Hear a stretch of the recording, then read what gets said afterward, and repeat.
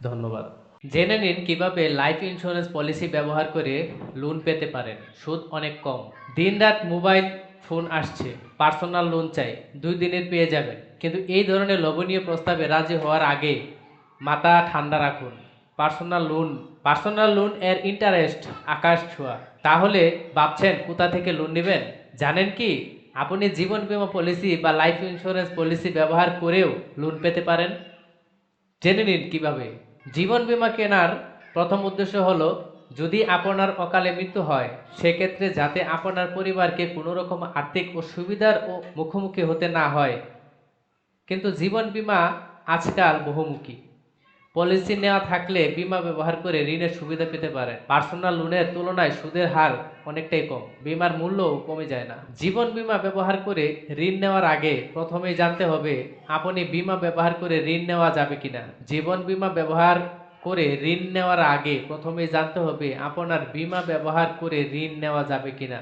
আপনার বীমা কাগজ খুলে দেখুন লোন শব্দটি উল্লেখ করা আছে কিনা। সব জীবন বীমা ব্যবহার করে ঋণ নেওয়া যায় না। মানিব্যাগ পলিসি হলো লাইফ পলিসি বা এন্টারটেনমেন্ট পলিসি, সেক্ষেত্রে সাধারণ লোন পাওয়া যায়। টাইম ইন্স্যুরেন্স পলিসি ক্ষেত্রে আপনি বেঁচে গেলে কোনো টাকা বীমা কোম্পানি দেয় না, তাই এর থেকে ঋণ নেওয়া যায় না। আপনি যদি গত 3 বছরে পলিসি প্রিমিয়াম ঠিক সময়ে দিতে থাকেন তাহলে ঋণ নিতে অসুবিধা নেই। আপনি যদি গত 3 বছরে পলিসি প্রিমিয়াম ঠিক সময়ে দিতে থাকেন তাহলে ঋণ নিতে অসুবিধা নেই। জীবন বীমা ব্যবহার করে ঋণ নিলে আপনি হলেন সম্পদ। যেমন গাড়ি লোন নিলে সেক্ষেত্রে গাড়ির সম্পদ বা অ্যাসেট। বাড়ির লোন নিলে বাড়ি হলো সম্পদ। কিন্তু জীবন বীমা ব্যবহার করে লোন নিলে শেষমেশ আপনিই সম্পদ। অন্য কোনো ঋণ নিলে অনেক অনুসন্ধান বা একটি কঠোর অনুমোদন প্রক্রিয়ার মধ্যে দিয়ে যেতে হয়। জীবন বীমা ব্যবহার করে লোন এইসব ঝামেলা নেই। তবে আপনার মাইনে কত বা চাকরির অবস্থা কেমন তা দেখাতে হতে পারে। বীমা ব্যবহার করে ঋণ নিলেও ফেরত দিতে পারবেন কিনা এ ব্যাপারে সবাই জানতে চাইবে। জীবন বীমা ব্যবহার করে ঋণ নিলে লাইফ ইন্স্যুরেন্স কোম্পানি আপনাকে জানিয়ে দেবে কত টাকা ঋণ নিতে পারবেন।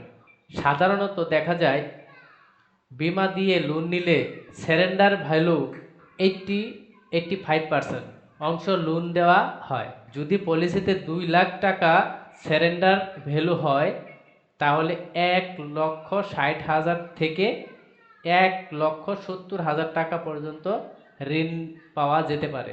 মনে রাখবেন লোন পরিমাণ নির্ভর করেছে লোন সংস্থার উপর। একবার ঋণের পরিমাণ নির্ধারণ করার পর পলিসি সমস্ত অধিকার ঋণদাতার কাছে হস্তান্তর করা হয়। উপরোক্ত যেহেতু ঋণের পরিমাণ আয়কর কর্তৃপক্ষ আয় হিসাব দেখে না, এটি করযোগ্য নয়। বীমা ব্যবহার করে লোন নিলে সুদের হার নির্ভর করে পলিসি কত পুরনো তার উপর। যত পুরনো পলিসি প্রিমিয়াম ততবার দেওয়া হয়েছে। অনেক সময় দেখা যায় যে ব্যাংক বীমার বিরুদ্ধে আপনাকে ঋণ দিচ্ছে সেই ব্যাংক কর্মীদের হার বেশি লাগান। এলআইসি বা life insurance corporation of India অনেক কম টাকা সুদ নেয়। লোন দেওয়া হয় ন্যূনতম 6 মাসের জন্য। মনে রাখবেন যে একটি জীবন বীমা পলিসি বিরুদ্ধে ঋণ সংগ্রহের পরে পলিসি ধারকদের কিন্তু প্রিমিয়াম দিয়েই যেতে হবে, নইলে কিছু সংস্থা পলিসি বাতিল করতে পারে। ইন্স্যুরেন্স কত প্রকার ও কি কি এবং কি কি বিষয়ের উপর ইন্স্যুরেন্স করা যায় আমি বিস্তারিত ইন্স্যুরেন্স নিয়ে আরও বিভিন্ন ধরনের ভিডিও আপনাদেরকে দিচ্ছি। ইন্স্যুরেন্স আপনারা কিভাবে করবেন, ইন্স্যুরেন্স পলিসিটার সিস্টেম কি এবং ইন্স্যুরেন্সটা আপনার কত দিনের জন্য করতে হয়, ইন্স্যুরেন্স কোম্পানি আপনাকে কিভাবে ক্ষতিপূরণ দিবে এবং ইন্স্যুরেন্স কোম্পানি আপনার সাথে কিভাবে চুক্তিবদ্ধ হবে, আপনি ইন্স্যুরেন্স কোম্পানির সাথে কিভাবে চুক্তিবদ্ধ হবেন এবং ইন্স্যুরেন্স পলিসি সম্পর্কে বিস্তারিত তথ্য আপনাদেরকে দেওয়ার চেষ্টা করব। তো চলুন আমরা একে একে সম্পূর্ণ ভিডিওগুলো আপনারা দেখতে থাকুন। ইন্স্যুরেন্স নিয়ে বিগ একটি প্রজেক্ট তৈরি করতে যাচ্ছি এবং সঙ্গে থাকুন।